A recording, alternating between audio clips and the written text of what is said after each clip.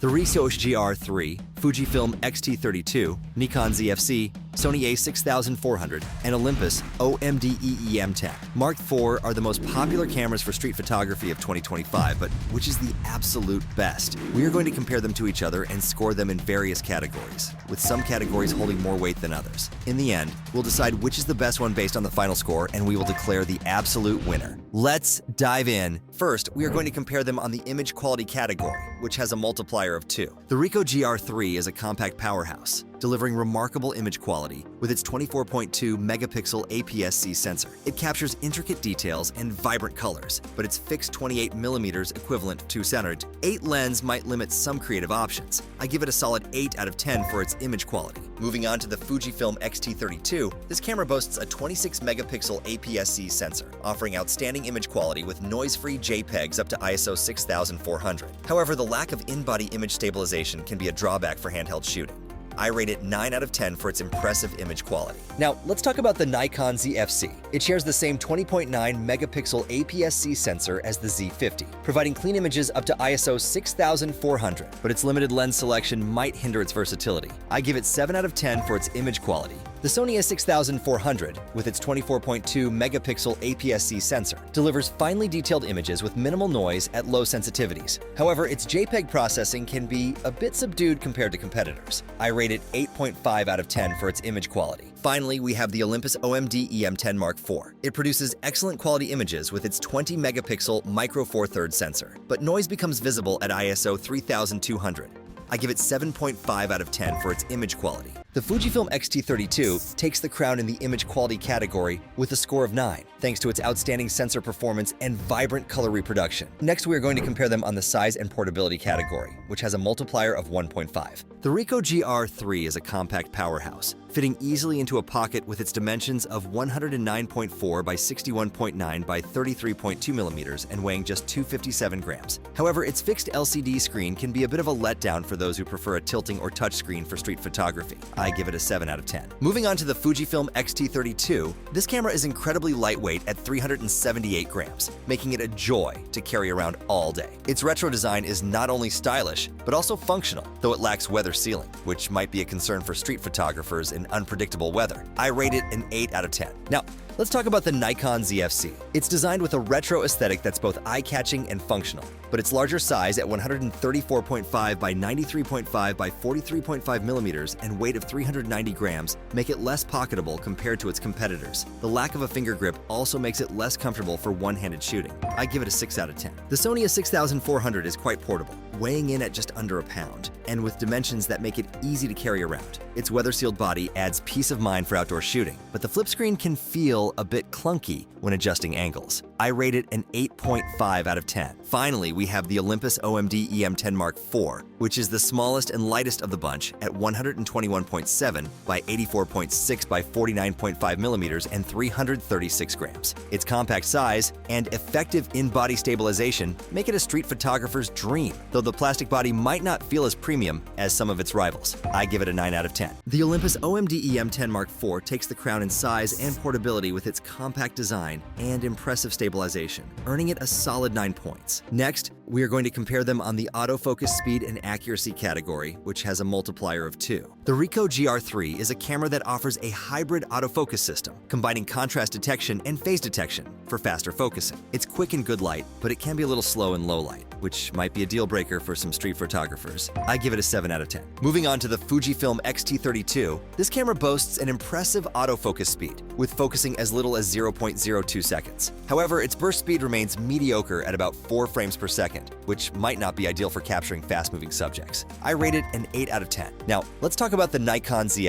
Its autofocus is snappy and mostly accurate, even in challenging situations and in low light. However, it occasionally felt a bit sluggish when using a slow lens, which could be a minor inconvenience. I give it an 8.5 out of 10. The Sony A6400 is the hero when it comes to autofocus speed, with an acquisition speed of 0.02 seconds. It's super accurate in both good and low light, making it a top choice for street photography. However, its tracking AF can be a bit sluggish with fast-moving subjects. I rate it a 9 out of 10. Finally, we have the Olympus OMD-EM10 Mark IV. Its autofocus is quick, accurate and sticky, especially in tracking mode. While it doesn't have the fastest processor, it performs admirably for its price point, though it can struggle in very low light. I give it a 9.5 out of 10. The Olympus OMD EM10 Mark IV takes the crown in this category with a score of 9.5, thanks to its impressive autofocus performance that delivers great value for money. Next, we are going to compare them on the low light performance category, which has a multiplier of 1.5. The RICOH GR III is a compact powerhouse, delivering impressive detail preservation and well-balanced highlights and shadows, even at high ISO settings. However, its autofocus can be tricky in very low light, requiring you to slow down and be ahead of the scene. I give it 7 out of 10 for its low light performance. Moving on to the Fujifilm X-T30 II, this camera's low light autofocus is surprisingly effective,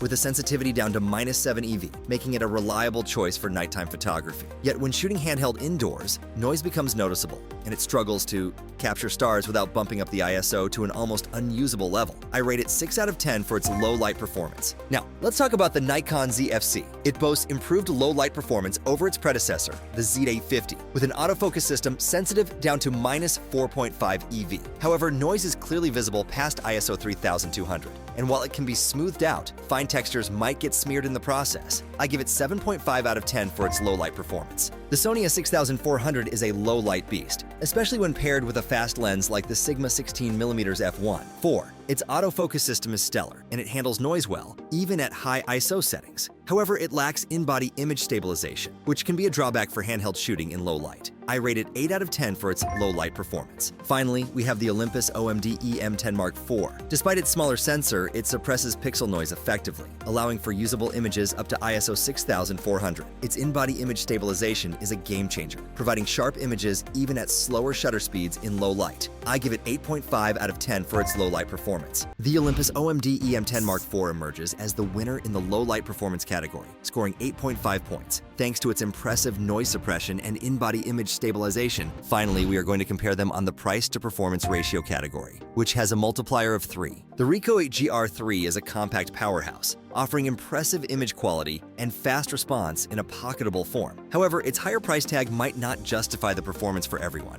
especially when compared to other options in this list. I give it a 7 out of 10 for its value proposition. Moving on to the Fujifilm X-T30 II, this camera packs a punch with its excellent sensor, fast shooting, and good autofocus system. While it's not the cheapest option, its retro styling and solid handling make it a great choice for those looking for a balance between performance and cost. I rate it 8 out of 10 for its price to performance ratio. Now, let's talk about the Nikon Z FC. Its retro design and lightweight build make it an attractive option for street photography. However, the lack of in-body image stabilization and a limited lens selection at its price point can be a downside. I give it a 7.5 out of 10 for its value. The Sony A6400 offers lightning-fast autofocus, good value for money, and a well-built body. Its low-light performance could be better, but for the price, it's a solid performer. I rate it 8.5 out of 10 for its price-to-performance ratio. Finally, we have the Olympus OMD EM10 Mark IV. This camera delivers impressive image quality, excellent in-body stabilization, and a flip-down screen for vlogging, all at a very competitive price. Its autofocus system might not be the best for tracking moving subjects, but for the price, it's hard to beat. I give it a 9 out of 10 for its outstanding value.